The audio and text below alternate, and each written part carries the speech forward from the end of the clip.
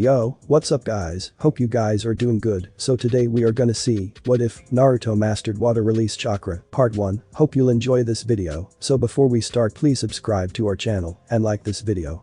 So let's get into the video. It was a day like any other at the Konoha Ninja Academy. Yamino Iruka was giving a lesson on ninjutsu and chakra, and when these topics are discussed one question is never far from the students' minds. Sensei asked his pink-haired student, Haruno Sakura, how do ninjas use elemental? Excellent question Sakura, does anyone know the answer? Iruka questioned. Nature transformation is an advanced form of chakra control. It entails the molding and defining of one's chakra into an innate type of chakra nature, altering its properties and characteristics. Nature transformation is one of two necessary techniques for creating a technique, its counterpart being shape transformation, stated the ever-brooding Uchiha Sasuke. Correct, stated the scarred Chunin instructor. Of course you would know Sasuke-kun. Squealed Ino, voicing the opinion of 99% of the classroom's female occupants. Now Ino, no interruptions, Iruka-sensei reprimanded. Now can anyone name the 5 basic elements? Fire, wind, lightning, earth, and water, answered Sakura. Now Sasuke-kun will notice how smart I am, cha. That is correct Sakura, stated Iruka, but what many people do not know is that there are 3 more nature transformations. Does anyone know what they are? At that the class got so silent one could hear the buzzing of Aburam Shino's insects as the students thought of what the answer could possibly be. Well, don't feel bad, these are rather obscure affinities. In fact only one person is believed to have mastered all 3 and his existence is believed by many to be a myth, Iruka stated. They are yin, yang, and yin-yang releases. Sensei, a certain blonde, questioned, who was this person? Iruka, happy to know Naruto was paying attention, answered, the Rikiden Sennin. 6 paths. Questioned Naruto, as in the 6 paths of the desire realm in Buddhist cosmology. Getting over the shock of his students' knowledge of any religion, Iruka stated, I am afraid I can't answer Naruto. Giving into his curiosity Iruka then asked his own question, why do you ask Naruto? The better question is how does a baka like him know anything about Buddhism, proclaimed Inyazuka Kiba, Naruto's self-proclaimed rival. I know because I was talking to those monks in the village, dog breath. Yelled an irate Uzumaki. Settle down, both of you. Iruka then continued, back to my question, why do you ask Naruto? I just wanted to know because if those 6 paths are the same then there should be one more nature transformation, stated a slightly smug Naruto. And that would be? Questioned the scarred instructor. Nothing. Laughter could be heard throughout the academy at that statement. Quiet, all of you. The irate sensei screamed. Calming down he then admonished Naruto, I thought you had a serious question. But sensei, I was being serious, Naruto cried. The monk said that along with yin and yang there is mu, nothingness. I think the same is true for Taoism. Naruto, I don't believe utilizing nothingness would be an effective style, even if it was possible, stated Iruka. I'm gonna be the Hokage someday, so I'll bet I could create a ton of mu-style jutsu and show everyone just how effective it can be, Naruto proclaimed. That should be easy for you Naruto, stated Sakura in a mocking tone. Really? Questioned Naruto, thinking Sakura was finally starting to see how great he was and missing her tone of voice completely. Yeah, after all that's exactly what you are, a big nothing, Sakura finished, breaking the poor boy's heart in the process. Hurt but not discouraged, Naruto went on to proclaim, I'm not nothing, and I'll show you that I can do it. Sensing things were getting out of hand, Iruka quickly stated, alright class, that's enough for today, class dismissed. Naruto was the first one out thinking, I'll show them, they won't laugh at me or call me nothing ever again. With that in mind Naruto went to find the monks and asked them to teach him about mu. When the last of his students left Iruka allowed his fatigue to show and slumped into his chair. I don't know what I am going to do with those kids, he said to no one in particular. Urayo for your thoughts. A playful feminine voice questioned. Looking over to the side Iruka spied a beautiful purple-haired woman in a mesh shirt and tan trench coat. It was his sort of secret girlfriend Mitarashi Anko. The two didn't actively try to hide that they were together, they just didn't advertise it. At least not after Marino Ibiki and Yuuhi Kurenai decided, on 2 separate occasions, to make sure Iruka's intentions were pure. The smile, albeit a tired one, found its way to Iruka's face as he asked, Anko-chan, when did you get here? Anko replied, I've been here for a while now, I just wanted to leave. For the first time in a while so did I, Iruka stated, remembering why he was tired. Naruto goofing off again? Questioned the special jounin. No, the class was ganging up on him, he was actually on his best behavior today, answered Iruka. Oh? It was meant to be a routine lecture on chakra and ninjutsu, Iruka started to explain. But? Anko pressed. But then nature transformation was brought up, Iruka continued. That wasn't a problem though, he added, seeing her confused look. Then what is? I mentioned the yin-yang and yin-yang release, and that caught Naruto's interest, Iruka said. He then asked for details about who mastered the 3 releases. Irikim Senin, Anko stated. Yes, but then he asked a few questions I found very interesting, Iruka stated. Which were? Anko asked. He asked about the 6 paths and how they related to Buddhism, Iruka started. I see he's been learning from the monks in his spare time, Anko noted. I think he's just happy that someone besides me, Tucci, AM and Sandane don't glare at him, Iruka replied. He then continued, that wasn't what caused a problem though, he asked about a 4th release. And that was, Anko asked, now fully immersed in Iruka's story. Nothing. Not funny Iruka, don't think I won't cut you off from this for the next month if you do something like that again, Anko reprimanded while rubbing her hands up and down her body in a provocative manner. But Anko-chan, that is exactly how he phrased it, Iruka stammered. The citizens of Konoha may think I'm some kind of saint, but I have needs too, damn it. Iruka thought, hoping to appease his snake mistress. Wait, what? Anko asked, her frustration forgotten, her emotional frustration at least. Well, at least he didn't call my bluff. She remembered why she came to the academy in the first place. He said the monks told him about nothingness. Iruka answered. I'm not sure I follow, Anko admitted. I didn't either honestly, but I tried to answer, as best I could.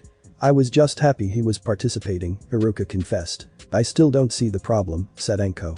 It's just that he then became determined to be the first to create the new release. I didn't want to dash his hopes, so I kept my mouth shut. Unfortunately, the other students didn't share my thoughts on the matter, Iruka lamented. Why? What happened? Anko asked. She didn't know Naruto personally, but if he was important to Iruka, he was important to her. Sakura decided to voice her opinion. She said it should be easy for Naruto to do something like that, Iruka stated. The pink-haired girl, I thought she didn't like him, much less believe he can do anything, Anko said. She doesn't, she meant it would be easy for him because he is, and I quote, a big nothing, Iruka finished. By this time he was shaking with anger. He wasn't alone, Anko was seething after hearing that. Both she and Iruka knew how it felt to feel like and be treated like nothing. It brought back bad memories of just after Orochimaru abandoned her.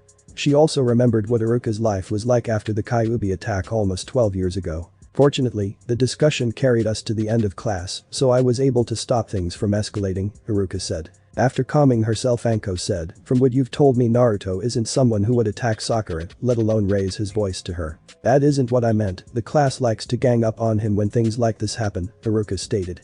He then continued, but this is different too, the kids laugh at his dream, but none of them have called him nothing before. And yet his classmates, and the village at large, do all they can to make him feel that way, Anko stated. I know, Iruka said solemnly. He should be alright though, Hinata went after him, she'll make sure he's okay. Ah, the lengths we Kunoichi go to for our shinobi, Anko jokes. But let's change the subject, shall we? Yes, let's, Iruka said, happy for the opportunity he needed to ask a question of his own. Anko-chan, he started. How does a romantic evening with just the 2 of us sound? Asked Iruka. You mean we're gonna do it in one of the T&I holding cells tonight? Anko asked semi-seriously. No. Well, maybe if you really want, but I was thinking more like dinner, Iruka managed to get out. Wait, did you say maybe to the sex at my workplace? Anko asked incredulously. That's what caught her attention. Iruka mentally asked himself as a sweat drop formed. If that's what you want, just so long as we could do the same here one day, Iruka answered. The beautiful Kunoichi groped her boyfriend and said, oh, Iruka-kun, I didn't know you were into that kind of thing. The nice ones always have a taste for danger, got it memorized. Iruka responded, looking forward to where this evening would take him and his beloved Anko-chan. Hyuga Hinata, the heiress to the prestigious Hyuga clan, was a girl on a mission. Find one Uzumaki Naruto and make sure he was alright. With her Kekkei Genkai, the Byakugan, finding him was easy. Her real problem is what to say to him when she did find him. Hinata was a shy girl, even more so when her crush, Naruto, was near, but after what Sakura said in class, Hinata believed that she would have to at least ask Naruto if he was alright. Hinata knew that Naruto would usually brush off what others said about him, no matter how hurtful the comment, but this was different. No one had ever actually called Naruto nothing before, it was usually baka, dope, and for reasons she couldn't fathom, demons. Hinata knew what it was like to feel like nothing, most of her clan made her feel that way all the time. She always wished she had someone to lean on when that happened, but no one in her clan would help. She decided that she was going to be there for Naruto though. After 20 minutes of searching she spotted him, no one else in the village wore as much orange as her blonde hero after all. He was talking to the monks who had stopped at the village. Naruto-kun, she thought happily, you're alright. I'm glad. Now that she spotted him though, Hinata was quickly losing her nerve, a common occurrence much to her annoyance. Ah, it seems we have a visitor, one of the monks noted. Is she a friend of yours, Naruto-kun? Huh, oh hey Hinata, what's up, Naruto greeted enthusiastically. Ah no, Naruto-kun, I was worried about you after what happened in class. What Sakura did was uncalled for, Hinata managed to get out, while blushing a color Naruto had affectionately dubbed Hinata red. Yeah, I thought so too, but I've gotten used to it, Naruto stated sadly. What exactly happened? Questioned the eldest monk, Ichiro. Ichiro was a man in his mid to late 60s and was very much the image one would have of a monk, bald with a long white beard. The girl in our class called me nothing. Ichiro mused. In a way she is right, you know. What? Naruto stammered out. Don't worry Naruto-kun, I mean that each of us is like the vacuum of space, stated Ichiro. How so? Questioned Hinata, now curious as to what the monk was going to say. Are you too familiar with the idea of dark matter? Dark matter? Naruto questioned. In astronomy and cosmology, dark matter is a type of matter hypothesized to account for a large part of the total mass in the universe. Dark matter cannot be seen directly with telescopes, evidently it neither emits nor absorbs light or other electromagnetic radiation at any significant level. Instead, its existence and properties are inferred from its gravitational effects on visible matter, radiation, and the large-scale structure of the universe. Based on the standard model of cosmology, the total mass energy of the universe contains 4.9% ordinary matter, 26.8% dark matter, and 68.3% dark energy. Thus, dark matter is estimated to constitute 84.5% of the total matter in the universe and 26.8% of the total content of the universe, Ichiro explained. So it might not exist? Questioned Hinata. Correct, Hinata-chan, Ichiro stated. But what does that have to do with humans? Naruto questioned. On a molecular level, everything looks like space, Ichiro stated. I still don't understand, Naruto admitted. The bonds between molecules are loose, much like the distance between planets, Ichiro stated. Are we filled with dark matter too? Hinata questioned. If it exists then we most likely are, Ichiro finished. He then continued, going back to our original topic, what did you want to know about Naruto-kun? I was wondering if you can teach me about Mew, I want to try to create a set of ninjutsu based around that, Naruto reminded the monk. Ichiro mused. Really, you think it's possible? Naruto asked. I can't say for sure about Naruto-kun, many people would think you're crazy for suggesting such a thing, Ichiro said. He then continued, and most people don't know this, people thought Senju Hashirama was crazy before he and Uchiha Madara created Konoha. Awesome? Naruto exclaimed. Careful, Naruto-kun, Ichiro warned, if such a thing is possible, it will be far more difficult than creating a ninja village. Mew is a state of mind, first and foremost, you will need that to get started, and you are still so young. I know, but I'm not afraid of a challenge, Naruto stated. What do you think of Hinata-chan? Asked Ichiro. Ah no, I think Naruto-kun can do anything he puts his mind to, Hinata started with as much confidence as she could muster. Ah, but that would be the problem wouldn't it, Ichiro stated. Oh, I think I understand, Naruto stated. We shall see, come Naruto-kun, I shall help you achieve a state of Mew, Ichiro stated. Awesome, arigato Ichiro Jiji, Naruto exclaimed. Naruto-kun. A mortified Hinata admonished. Gomenasai, Ichiro-sama. Now none of that, Hinata-chan, I am a man just like any other, Ichiro stated. He went on to say, I actually find Naruto-kun's energy to be refreshing. He's also doing me a favor. Really? Naruto asked. Yes, Mifune-sama of Iron Country has requested help in teaching samurai hopefuls to achieve a state of Mew, Ichiro stated. He went on, if I can help someone as energetic as Naruto-kun to achieve Mew, I should have no problem with the young trainees. Hey, Naruto stated, sounding slightly hurt. My apologies Naruto-kun, I just fear that your energy and youth will work against you in this, Ichiro responded. I'm not afraid of a challenge Ichiro Jiji, I'll achieve Mew and create the Mew release before the school year is up, Naruto proclaimed, practically radiating confidence. Don't get ahead of yourself Naruto-kun, we haven't even started yet, Ichiro reminded him. Okay, Ichiro-sensei, Naruto quickly corrected. That's a good first step, Naruto-kun, let us go somewhere with less traffic, Ichiro said. He then asked, care to join us Hinata-chan, friends of Naruto-kun are welcome to join us. Yeah, come on Hinata-chan, it will be great. Naruto exclaimed. Hinata-chan was echoing inside the poor Hyuga girl's head as she finally fainted. Ah, Hinata-chan. Naruto said with worry. She will be fine Naruto-kun, she just fainted, Ichiro pointed out. Come let us take her home. Okay, thank you Ichiro-sensei, Naruto said. For what? For coming with me to take Hinata-chan home, the Hyuga clan doesn't like me very much, most of the village doesn't. I am sorry to hear that Naruto-kun, I have only known you for a short while, but I see nothing to dislike. Sniff, thank you so much sensei, stated Naruto holding back tears of happiness. You don't have to thank me for being honest with Naruto-kun. Hey, Ichiro-sensei. Yes. Why do you think Hinata-chan fainted? Is she sick? Naruto asked in all seriousness. Oh Naruto-kun, it seems you have much more to learn, hopefully what I teach you will help with this too, Ichiro thought. He then said, I do not believe in Naruto-kun, but I am sure Hinata-chan will tell you why herself one day. And with that the two made their way to the Hyuga compound to drop off Hinata before beginning Naruto's training. Tension filled the air of training ground 7 as Ichiro and Naruto sat in meditation. Or in Naruto's case attempted meditation. Naruto-kun, Ichiro finally said. Hi, Ichiro-sensei. Naruto responded. You must clear your mind to achieve Mu, yet I sense what happened earlier still troubles you, Ichiro noted. Flashback no jutsu. Ichiro and Naruto arrived at the Hyuga compound within mere minutes after Hinata fainted. Naruto hoped that there wouldn't be any trouble, but alas, it was not to be. At the entrance to the main branch household stood Hinata's bodyguard, Hyuga KM. After seeing the young heiress being carried by the blonde Kriki he all but flew into a rage. Boy, what have you done to Hinata-sama? The angry steward demanded. I haven't done anything, at least I don't think I did, Naruto said in his defense. Then get your filthy hands off her now brat, shouted KM. Young man, there is no need to be rude, said Ichiro, coming to the young boy's rescue. Young Hinata-chan fainted, my young friend was simply bringing her home. Who are you? Demanded the irate Hyuga. AM, a commanding voice said, calm down. From the doorway the head of the Hyuga main household, Hyuga Hiashi could be seen. But Hiashi-sama, KM pleaded. Silence, commanded Hiashi. My apologies Monk-sama, Uzumaki-san, my fellow clansman, is quite protective of my eldest daughter. It is quite alright Hyuga-sama, I am more interested in what KM-sen was about to call this young man beside me, said Ichiro. Oh?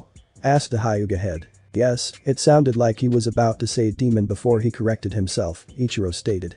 I and my fellow monks have been in this fine village for over a week and I have never known Naruto-kun to be anything less than a kind young man. If KM-sen would like, I could refer him to an excellent optometrist so that he may be able to see the difference between a demon and a child. Now see here, KM began. AM, take Hinata to her room, Hiashi ordered. He then continued, we will discuss your Hiashi pauses, as he chose his next words, lack of manners later. Hi, Hiashi-sama. Once KM had gone inside Hiashi continued, I thank you for bringing my daughter home. I trust she was no trouble. No trouble, Hyuga-sama, I found her to be well-mannered and sweet, Ichiro told the Hyuga head. Yeah, Hinata-chan's great, Naruto added. Brief though it might have been, a smile played on Hiashi's face at the praise his daughter was receiving. I thank you again gentlemen, but I must now take my leave, Hiashi said. That is fine Hyuga-sama, Ichiro stated, Naruto-kun, and I have things to do ourselves. I know I should not pry, but may I ask what a monk and an academy student would be doing together? Asked Hiashi, his curiosity getting the better of him. Ichiro-sensei is going to teach me to achieve a state of Mu. Naruto exclaimed. Mu? Questioned the now confused Hyuga, that is rather advanced for an academy student, is it not? Perhaps, admitted Ichiro, but Naruto-kun wishes to be the first shinobi to use Mu release. At that the Hyuga head let out a chuckle. I'll do it, just watch me. Exclaimed Naruto. My apologies again, Uzumaki-san, I was not laughing at you, Hiashi said. It is just that you remind me of another man who claimed he could do the impossible. Really? Naruto asked, not completely convinced. Yes, Yondaime, while not quite as vocal as you, always tried to prove he could do anything, Hiashi said. Whoa, seriously?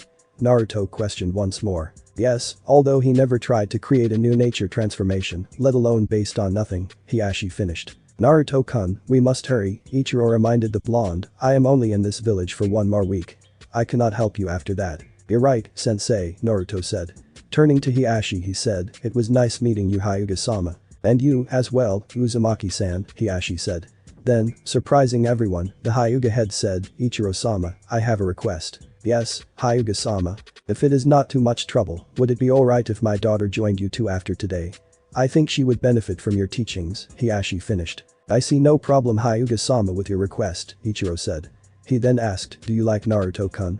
Ichiro asked. The more the merrier, Naruto responded. Very well then, will you take her to your training spot tomorrow Uzumaki-san?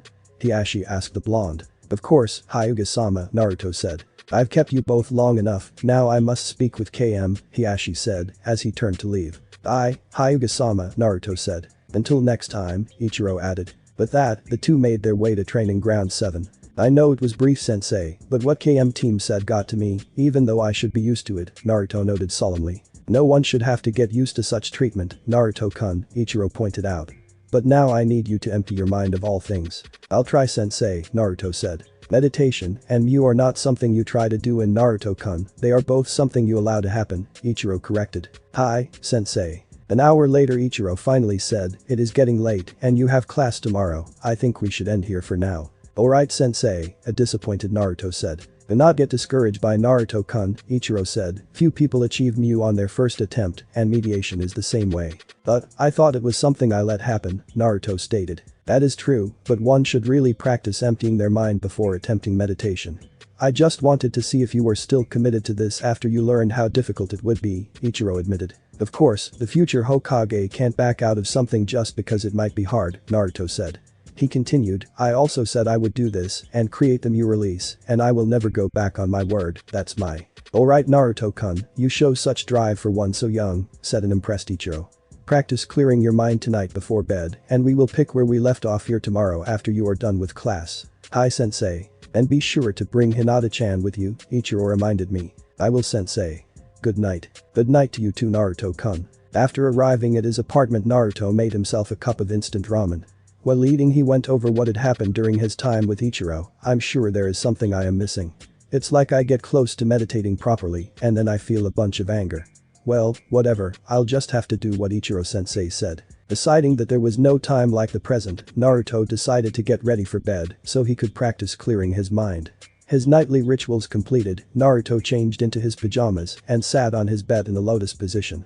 After a few minutes Naruto was able to block all external distractions, but his mind was still racing. Maybe I should try to focus on one thing and go from there, Naruto thought, thank Kami I wear a nightcap. With that in mind, Naruto began to focus on the piece of cloth on the top of his head.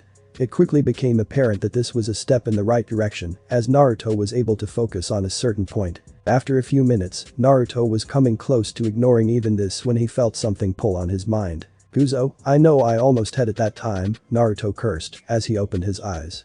It was then he noticed his surroundings, it looked like he was in the middle of a sewer. Ah, gross. He exclaimed as he stood up quickly, since he was in the lotus position he was up to his hips in sewer water. Come to me, an ominous voice said. I know I probably shouldn't but maybe I'll find an exit on the way, Naruto thought.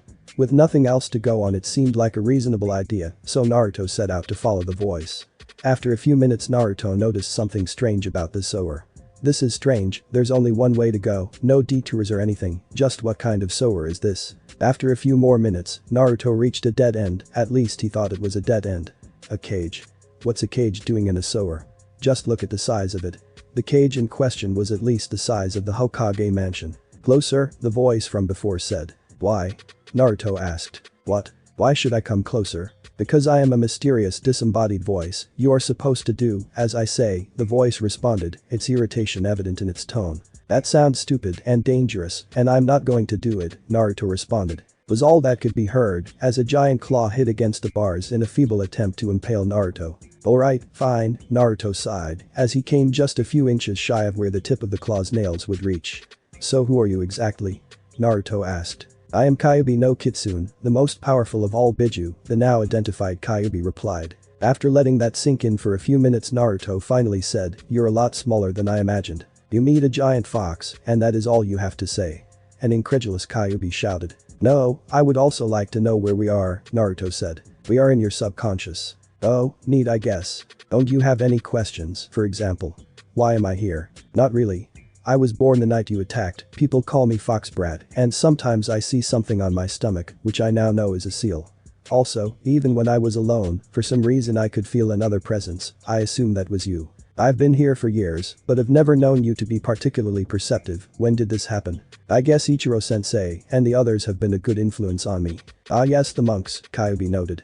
Kyuubi then asked, people treat you the way they do because of me, yet you don't seem particularly resentful, why is that? You aren't the problem, people's closed-mindedness is the problem. Obviously, I attacked this village didn't I? Perhaps, but after speaking with you I don't think you did it on a whim. People say I'm a monster isn't that enough? For other people maybe, but I don't know your story, what made you this way? I told you I am a monster, Kyuubi said, trying to get his point across. I don't believe that, at least not anymore, and I know you don't either. Fine, you win boy, I suppose there's no harm in telling you my story, said Kyuubi. Might as well get a comfortable kid, this is going to be a long story, he suggested. Okay, but what about? Don't worry, I'll put your physical body to sleep, Kyuubi said, anticipating Naruto's question. Oh, good. After taking a deep breath, the Kyuubi began his story. Long ago, before the founding of the shinobi villages, during an era of endless wars between humans, there existed the Shinju, a tree that was revered as a deity which bore a fruit once every 1,000 years. Although it was forbidden to consume the Shinju's fruit, it was eaten by Princess Ltsutsuki Kagaya, who used the chakra infused into her body to end the wars plaguing the lands. However, after Kagaya gave birth to a son who inherited the same type of powerful chakra, the Shinju's desire to reclaim its stolen power caused a tree to assume a monstrous form of what many christened as the Jubi. The furious Jubi rampaged throughout the lands until Kagaya's son managed to single-handedly defeat the beast and sealed it within himself. This act, along with many other great deeds in his life, resulted with Hagoromo becoming revered as the Rikiden Sennin. However, knowing that his death would unleash the Jubi back into the world to continue its rampage and reclaim the chakra that mankind now possesses, the sage separated the monster's chakra from its body before using Chibaku Tensei to seal the husk in what would become the moon. From there, the sage used his creation of all things ability to divide the chakra into 9 fragments that are each given a physical form and name. Over the centuries, countless humans failed to see the tailed beasts as sapient individuals with our own personalities and emotions, and because of our immense power, they sought the tailed beasts out as mere tools to be used or taken, a sentiment they absolutely detest. By the time of the formation of the shinobi villages, after his victory against Uchiha Madara in the Valley of the End, Senju Hashirama, the Shodaime, used his wood-release techniques to capture and give several tailed beasts to the other shinobi villages as peace treaties in order to stabilize the balance of power between them. That's wrong, Naruto said. That's exactly how it happened, boy, Kyuubi said. No, I mean what they did to you was wrong, Naruto explained. I can't say for sure what I would have done, but it's plain to see that you can think and feel like anyone else, you're pawns of power. But what about you specifically? That knocked the Kyuubi out of its stupor. Right, over the centuries, I had gained a reputation as an age-old natural disaster, appearing suddenly out of nowhere to attack areas that have been breeding grounds for the darkest aspects of human nature. At one point during the time of the formation of the shinobi villages, the Gold and Silver brothers of Kumo were assigned to capture me, but I swallowed them whole. However, the 2 brothers managed to survive and gain some of its power by eating the flesh of my stomach for 2 weeks, forcing me to regurgitate them. After that event, Uchiha Madara defected from Konoha and used his Sharingan to control and use me to help him fight against Senju Hashirama in order to exact his revenge. During their battle, Madara combined his Susanoo with me, increasing my offensive and defensive capabilities. However, Hashirama was able to remove me from Susanoo and released me from Madara's control, subduing me in the process. Sometime after the battle, Hashirama deemed me too dangerous to be allowed to walk free, and his wife, Uzumaki Mido, sealed me within herself, becoming my first Jinchuriki. Uzumaki? Susanoo? Naruto questioned. Yes, as I understand it, Whirlpool Country, which had already established a village, helped create Konoha. The Uzumaki clan, the founders of that village, are distant cousins of the Senju clan. They are blessed with longevity and powerful chakra. Mido married Hashirama as part of an agreement that the 2 villages would always be allies. And before you get your hopes up, that village was destroyed long ago, Iwa and Kumo feared the Uzumaki clan was known for. Damn, also this probably means I should probably study seals. And Susanoo? Wow, he is all over the place, thought the massive Kitsune. Susanoo is the 3rd ability granted by the Manjukam Sharingan to those who awaken the abilities Tsukiyomi, which symbolizes the darkness of the spiritual world, and Amaterasu, which denotes the light of the material world. It creates a gigantic humanoid being that surrounds the user. As one of the strongest techniques granted to those that have acquired the Manjukam Sharingan, it is the user's guardian deity, but at the same time, it consumes the user's life. Manjukam Sharingan. The next level of the Sharingan, Kyuubi explained.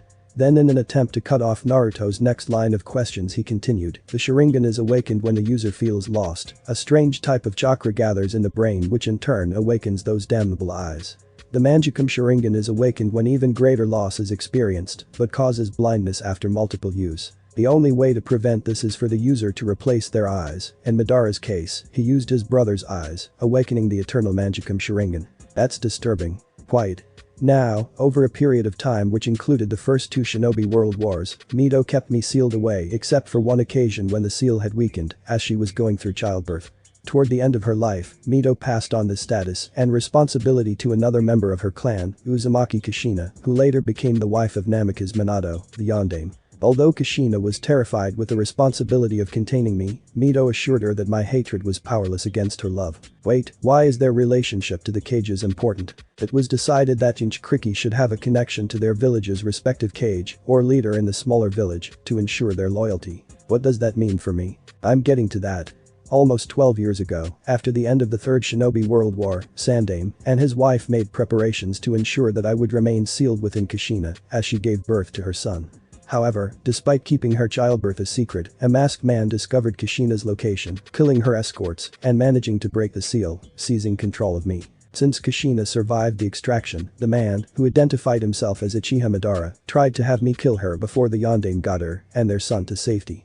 Soon afterwards, the masked man summoned me into Konoha and ordered me to destroy the village. While I was rampaging in the village and decimating the shinobi forces that tried to repel me, Minato managed to place a contract seal on the masked man during their fight to free me from the masked man's control. However, I still harbor a deep hatred for Konoha for viewing me as nothing but a mindless beast, sealing me away for decades, and resolved to destroy the village without orders from the masked man. Before I could annihilate Konoha, Minato summons Gamabunta on top of me and quickly teleported me to Kushina and the baby's location while letting my Biju Dama detonate away from the village.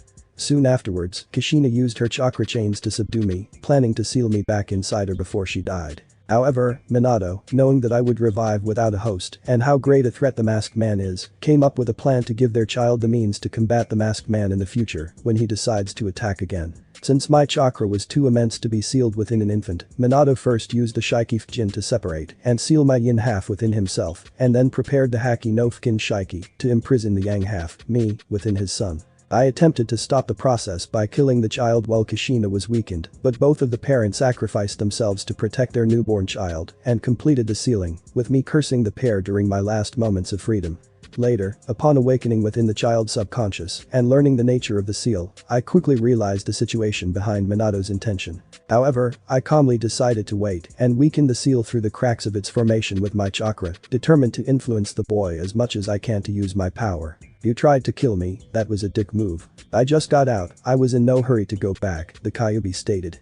Remembering what Naruto said, he then asked, wait, is that all you care about? Well, it sucks that Hokage Jiji lied about not knowing who my parents were, and I am mad you didn't try to be the bigger man, Fox, but after hearing your story, I can see why you are the way you are. It's that masked man's fault my parents are dead really. Nice to see you caught that, but I thought you would be more excited. I am, but it's not like I can tell anyone, would they really believe me? No, I suppose not. I have a few more questions. Which are, is there a way to get your power back? Why do you want to know? Asked Kyuubi. I shouldn't have gotten my hopes up, he's just like the rest. Because it belongs to you. I'm glad Toussaint was so concerned with my well-being, but I can't imagine how awkward this is for you. I don't know, maybe if I died and reformed, but barring that I can't say for sure, a stunned Kyuubi managed to get out. Second, is it true that the Uchiha and Senju are descended from the Rikiden Sennin? Yes, but why is that important? Asked a confused Biju. Because that makes what Madara and the Shindaime did that much worse. Essentially you and the others are their aunts and uncles. They, more than anyone, should have known better than to sell you and use you as weapons. I may want to be Hokage, but Shindaime has lost a lot of my respect. And your parents? I would like to think if they got the chance to know you things could have been different, but it seems like they did what they had to do. I'm sorry if that sounds callous. It's fine. Next, do you have a name? I do, but I don't trust you enough to tell you what it is. Do you think you will someday? Neither of us asked for this, but I would like us to be friends. I'll consider it. Fair enough, and finally, could you help me? With what? Your Mew release? I wouldn't know how. But the Sai Naruto said, well, that's alright, I'll figure it out somehow. After a moment of consideration, the Kyuubi finally said, wait, I can't help you reach a state of Mew, but there may be something I can do. Really? An excited Naruto asked. Yes, remember when you were younger and you decided that if the people of Konoha were going to hate you that you would hate them right back. Unfortunately, yes. On an island in Kumo, there is a place called the Falls of Truth. Supposedly those who go there will face their true selves. Let me guess, their true selves are always their inner darkness. Correct. How does that help though? Naruto questioned. It isn't as though I can just go to Lightning Country. That's where I come in, I can draw that part of you out, Kyuubi explained. Awesome. Naruto shouted. Keep in mind that I can't guarantee this will help. Don't worry about it, I trust you. Maybe you're different, Naruto, the Kyuubi thought. He then said, get ready kid. Before Naruto could blink, he was in his usual day attire facing a boy that seemed eerily familiar, yet he knew he never saw this person before. The boy had straight red hair, redder eyes, and black corneas. What caught Naruto's attention was that this boy had whisker marks just like him. "Who are you?" Naruto asked, having a feeling he wouldn't like the answer. "I'm Uzumaki Naruto, the real Uzumaki Naruto," the boy said. "Of course you are," Naruto said. "If I could feel anything, I would probably laugh at that," Dark Naruto said. "What do you mean, if you could feel anything?" Naruto asked. "I am your true self. I discovered the secret to attain true power. I cast off all my weak emotions," Dark Naruto explained. "Why did you qualify it like that?" Naruto asked. "Because, Faker." At this, Dark Naruto stretched out his arms as beams of red light extended out from his palms. "I discovered that, yeah?" Naruto pressed, afraid of what would come next. For added effect, play Darkness of the Unknown while reading the next part. Anger and hate are supreme. Dark Naruto finished as he struck Naruto with one of the beams of light. "Damn it, that hurt, and I have nothing to counter with. What I learned at the academy never prepared me for this," Naruto thought as he crashed into a wall. "What the hell are those things?" Naruto asked as he got back on his feet. "Remember that new release that you are so set on creating?" Dark Naruto asked. "Are you saying you've already done it?" Naruto asked incredulously. "I have at least taken the first step. I call these the ethereal blades, but don't let the name fool you. They can be used to bludgeon, as well as slash. Admittedly, they look like beams of light, but if you notice that they cast no light, they illuminate nothing." Dark Naruto explained. "He's right, it looks like they are glowing, but they don't affect the shadow, and they don't make things brighter either, like they are between light and dark," Naruto thought. He didn't have time to do much else, as Dark Naruto charged him again, this time catching him in the chest. "I think he cracked my ribs, and there's no way I can overpower him. Think, maybe something here Kyuubi said will give me a clue." Naruto's thoughts were interrupted as he was hit with another attack from the Dark Naruto's blades. "I can't take much more of this, I need the answer now." "Wait, Kyuubi mentioned my old attitude towards the villagers. I thought he was just bringing that up to tell me what I would be up against, but maybe that's the clue I need." But that Naruto remembered his long discarded philosophy. It was winter, the glares seemed extra cold. I had wandered into an empty training field and saw a frozen pond.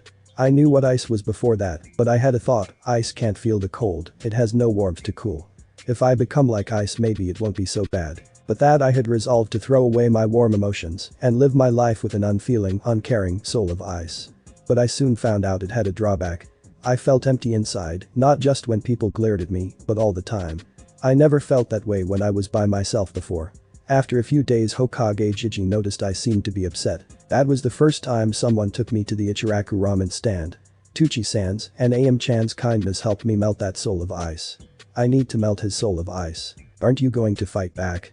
Dark Naruto asked, having grown bored with using Naruto as a punching bag. "No, you're going to give up of your own free will," Naruto stated. "Now that is funny. Why would I do that when I'm winning?" Dark Naruto asked. "Because we're the same, I know you'll feel empty if it ends like this, and I also know you hate that empty feeling." With that Naruto began to make his way over to his dark side. "What are you talking about? Stay away from me." Dark Naruto yelled as his ethereal blades disappeared. "What's going on? What did you do?" "Those blades were created by your feelings of emptiness. You don't have to feel empty anymore, let me melt that soul of ice," Naruto stated. "You got rid of my blades, now you're denying me my right to exist." Dark Naruto asked, fear evident in his voice. "Of course not, you're me, the me who thought he could ease his pain by making himself like ice. You don't have to do that anymore, you don't have to be alone anymore," Naruto explained. "But, what will happen to me?" Dark Naruto asked, calming ever so slightly. "You'll stay with me, we're the yin and yang of Uzumaki Naruto. Together we'll find what lies in between," Naruto declared. But that Dark Naruto's eyes changed to match the originals as he said, "Yes, you're right, let's do it." In an instant Dark Naruto charged towards his counterpart. Before he made an impact he became transparent and merged with the original. "Welcome back," Kyuubi said. Then he asked, "How do you feel?" "Not to be insensitive, but I feel complete," Naruto answered. "Don't rub it in," he said. "What happens now?" Naruto asked. "Not much really, your mind is now, as you pointed out, complete. Then do you mind if I try something before I leave?" Naruto asked. "Try what?" Kyuubi asked. "You'll see," Naruto said as he got into the lotus position. After a few minutes of nothing happening, Kyuubi began to grow impatient. "Just because it's your mind doesn't mean I don't deserve to have time to myself, but the tirade was cut off as Naruto thrust out his hands and beams of bluish gray extended out of his palms, doubling his reach. "I did it," Naruto said, waving his ethereal blades in his excitement. Watch it, and what exactly have you done exactly? Kyuubi asked. The ethereal blades fizzled out, and Naruto said, I managed to use the ethereal blades, at least for a little while, this must mean I'm headed in the right direction. Use them in battle, and create some new releases, then I'll be impressed, Kyuubi said. Then he added, I might even respect you enough to tell you my name afterward. But right now I think you need to wake up. Alright, thanks Kyuubi, and I'm gonna hold you to that, Naruto said, as he left his mindscape, ready for the challenges of a new day. When Naruto woke up he noticed that the Kyuubi's estimate was off. It was indeed morning, specifically 3 AM. Great, the academy doesn't start for 4 more hours. I guess I could meditate and see if I can summon those blades again. With that Naruto got into the lotus position and started to meditate. This time it was much easier, but he made no progress with the ethereal blades. You haven't reached Mu yet, you won't be able to summon the blades outside of your mind, a gruff voice said in Naruto's head. I should have figured, but at what point does one reach Mu? Naruto asked Kyuubi. I think the old man explained it once, you have to ignore everything around you. Who is the old man? Irikidam Sennin, obviously. I suppose he would know, but that doesn't sound too hard. There is more to it than that. It is meditation, but it isn't like normal meditation, either this world does not seem to take kindly to being ignored, or nothing is protective of its territory. The second part of that statement makes no sense, does nothing have a consciousness? I don't know, this is just what I've heard, it didn't make sense when the old man said it either. Kyuubi said, getting irritated. Sorry, but this is confusing. It's fine, but if I am correct, once you achieve Mu you won't need to meditate to use Mu release, you could just let your ethereal blades appear. You shouldn't need hand signs from Mu either, but that is just speculation based on what I know about yin and yang. Okay, want to meditate with me? No, but I will keep quiet while you do it. Alright, I guess I should get ready for class. But that Naruto shut off his alarm clock since he wouldn't need it and began his morning routine. After a breakfast of cup ramen he set out for the academy. I don't think I've ever gotten here this early, Naruto thought as he entered the classroom. He was used to it being more crowded when he arrived, but right now the only occupants were Hinata in the back and Sasuke in the corner near the front. Seeing his partner for his after-class lessons, Naruto made his way up to Hinata to tell her what they would be doing. Hey, Hinata-chan. The energetic blonde exclaimed. He called me Hinata-chan, thought by an elated Hyuga heiress, Aheo, Naruto-kun. Did your father tell you what we would be doing after class? Naruto asked the shy girl. Yes, but he did not say where to meet Ichiro-sensei, Hinata managed to get out as color rose in her cheeks. We have to go to training ground 7 after class, I can't wait, Naruto told his classmate. By this time the rest of the class had begun to enter the room, so the two decided to get ready for the lesson. When all the students arrived Iruka and another man entered. This man had bluish-white shoulder-length hair, had the same build as Iruka, but had much paler skin. Class, today we have a new instructor joining us, this is Mizuki-sensei, got it memorized. Iruka told the curious students. Hello, as you now know my name is Mizuki, I hope you find me to be as good of a teacher as Iruka-sensei, the now identified Mizuki.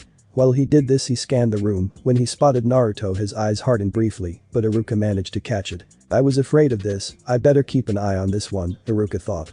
He then mentally sighed, I thought if I became a teacher I could escape the icky jobs. Great lesson today Iruka-san, see you tomorrow, Mizuki said as he left the classroom. Yeah, you too Mizuki-san, Iruka said. After he was certain Mizuki was gone he collapsed into his chair. Anko-chan, you can come out now, Iruka said to the hidden snake mistress. And here I was hoping to surprise you, Anko said as she pouted. She then jokingly asked, since when do you need an assistant? That's what I was hoping you could tell me, I know you saw the whole lesson, Iruka said with a small smile. He then said, I know it's a fantasy of mine, but I don't think you should play hooky on the off chance an opportunity may present itself. We've been slow at T&I today, but I didn't come here so you could have some T&A, at least not while they are here, Anko said playfully. Getting serious she then said, I actually came to stake out and warn you about Mizuki. I had a feeling that something was up, I remember Mizuki from when we were kids, and he's always had this dark air about him. Well, yesterday he was suspended from active duty because he is under suspicion of murdering a fellow shinobi while on a mission, Anko said with a hint of worry in her voice. I'm not sure I understand, Iruka said. One of his teammates was injured and never made it back, but according to the other member of that squad, the injuries were not fatal, but it made movement impossible for the now dead member of the squad, Anko explained. So the obvious course of action is to suspend the possible murderer and put him around children, that makes sense, Iruka said, his tone heavy with sarcasm and worry for his students. I don't like it either, but he told a sob story to the council, and the civilians decided he had to take care of himself somehow while the investigation was carried out. It's not your fault this happened to Anko-chan, and I have a pretty good idea of why they put him here if his piss-poor attempts to help Naruto are any indication. Haruka said. He then continued, but two things don't make sense to me. Why would Hokage-sama allow this, and more than half of my students are from civilian families, shouldn't the civilian council be more worried? The academy is kind of a gray area, you know better than I do that those enrolled enjoy dual status, as civilians, and ninja, at least to some degree, Anko explained. She then went on, the professor or not, Hokage-sama can only handle so much legalese, and the lawyers on the council know they can take advantage of that. They exploited every loophole they could to get Mizuki here. And I suppose someone told him the charges would disappear if he took care of Naruto? Haruka asked. It's purely speculation at this point, but I have no doubt that you're right, Haruka-kun, Anko said. Well, unfortunately Mizuki isn't dumb enough to do anything rash, so I can't get rid of him, and I suppose the only evidence of wrongdoing is the conflicting mission reports. Haruka said, thinking out loud. That's right, Anko said. She then asked, what do you think he is trying to do? From what we both saw, I would say he is trying to sabotage Naruto, and then he will probably try to offer private lessons, you know, away from witnesses, Haruka reasoned. He continued, fortunately, I made sure Naruto would remember the proper taijutsu form, as well as how to throw kunai and shuriken. I know, you said got it memorized. So often I was thinking of creating the Yamino Haruka drinking game, Anko jokes. Getting serious she warned, just be careful, I think Mizuki is going for a long con. I don't doubt it, Haruka said. Then smirking he said, now, I think we have something else to discuss. Oh, whatever could you mean, Haruka-sensei? Anko asked, playing along. We need to discuss your actions during class, Mitarashi-san, and of course take the appropriate measures, Haruka said slyly. I'll do anything sensei, please don't tell my parents, Anko said, continuing with Haruka's game. This is going to be fun, they both thought. At training ground 7, Naruto and Hinata found Ichiro waiting for them. Ah, Naruto-kun, Hinata-chan, I am glad to see that you made it, Ichiro greeted. I wouldn't miss it for anything Ichiro-sensei, Naruto said. I am looking forward to this, as well, Ichiro-sama, Hinata managed to get out. I am glad to hear that because we only have a few days before my colleagues, and I must leave for Iron County, Ichiro said. You'll be back though, right? A visibly worried Naruto asked. I cannot say for certain about Naruto-kun, but our monastery is not far from Konoha. You are always welcome to visit, Ichiro answered sadly, he had grown so fond of the young blonde. I guess, was all Naruto could say. It will be alright, Naruto-kun, Hinata said in an attempt to console her crush. You're right, and I'll still have you Hinata-chan, Naruto said with a smile. Right Naruto-kun, Hinata said, fighting back the urge to faint. Now let us begin, Ichiro said, coming to Hinata's rescue. Hi. His young charges said while getting into the lotus position. Now remember, Mu training is a special form of meditative martial arts training. It involves the ability to ignore everything around you. If you can make your mind blank you will succeed, Ichiro explained. Continuing he said, I have told Hokage-sama what we will be doing so you two should not have many interruptions. Hi, sensei, the two academy students said. Now I have an errand to run, begin once I leave, and I should be back by the time you two are finished, assuming you two succeed, Ichiro said. He then took his leave to run his errand. The two meditated in silence for a few minutes, but soon the world around them seemed to grow louder. After a while the atmosphere of the training ground changed. If the two had opened their eyes they would have seen Ko and Haruka appear from nowhere. Hinata-sama, your father is asking for you, you must stop your meditation at once, and come with me, Ko said. Naruto, what do you say? We head to Ichiraku's for some ramen, my treat, Haruka said. The two ninja in training ignored them, as Ko and Haruka faded from existence. The atmosphere changed again when two figures appeared before them, not that the two kids noticed. Had the two opened their eyes they would have seen two men. One was the Rikiden Sennin in his prime, the other was a man with Byakugan eyes. He was a tall man dressed in armor not unlike the Shodaime. He had a long face with a broad chin and pronounced cheekbones, long black hair, which reached to his lower back, and thin eyebrows, well-kept mutton chops which connected with a mustache, but was otherwise clean-shaven. It was the founder of the Hyuga clan, Hyuga Hero. Uzumaki Naruto the Rikiden Sennin began, although only Naruto could hear him.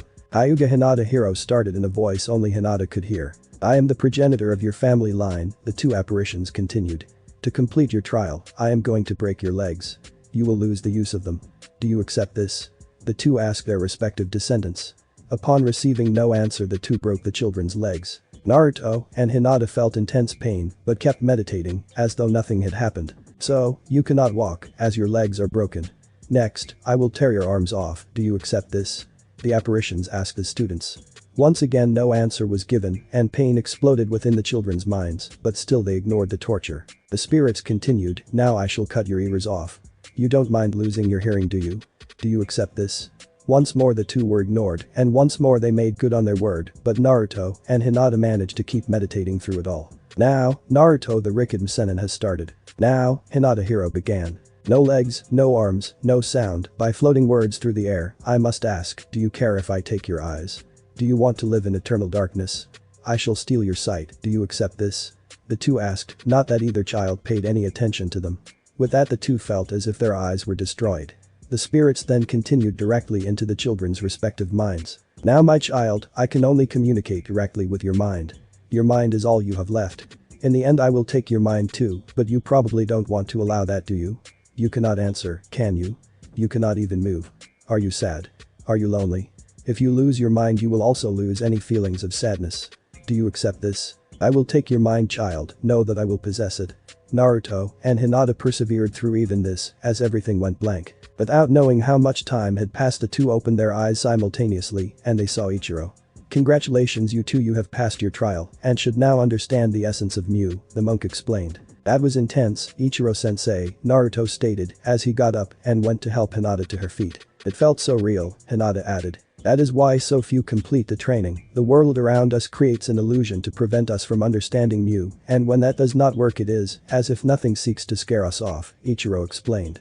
He continued, I had no doubt in my mind you two could do it, though. Why is that, sensei? Hinata questioned. I just have a feeling that the two of you are very special children, Ichiro said simply. Changing the subject he said, Naruto-kun, your birthday is coming up, is it not? Yeah, but it's not like anyone celebrates it, Naruto said sadly. Well, I have something for you, consider it an early birthday present, Ichiro said as he handed Naruto a package. What is it? Naruto asked as he opened the package. Inside the package was a coat of an unusual design. It was black and white split down the middle, white on the right and black on the left. It was decorated on the bottom with a flame motif, blue flames on the black side and red flames on the white side. It also had long sleeves, a hood and one long zipper. Wow, this is the best present I've ever been given, Naruto said as he felt his eyes mist up. The present for the future Hokage and creator of the Mu release, Ichiro said. I'll make you proud, sensei, and I'll become someone worthy of this coat too.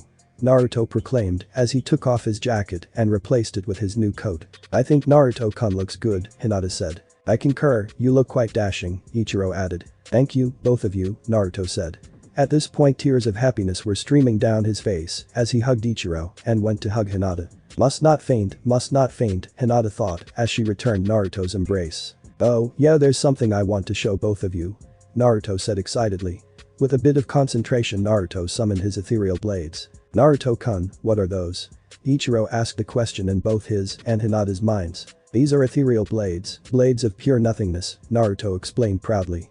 I managed to use them last night, but I couldn't hold them for long. I see, well now I know that I was right, you are a special child Naruto-kun, Ichiro said. You're amazing, Naruto-kun, Hinata added. Thanks sensei, Hinata-chan, said Naruto as he dismissed the blades. Well, it is almost time for dinner, and I cannot teach the two of you anything else at this point, so with it I dismiss you both and wish you a pleasant evening, Ichiro stated. Good night, sensei, his student said as they made their way back to the village proper. It is a shame I must leave at the end of the week. I am curious as to how they will progress, Ichiro thought as he made his way back to his lodgings. Oh well, I will be sure to come back as often as I can to see them, and with that Ichiro met up with his fellow monks to discuss the day's events. Thanks for watching my video, leave a like if you enjoyed my video and also do consider subscribing to my channel for more awesome content. See you next time, till then sayonara.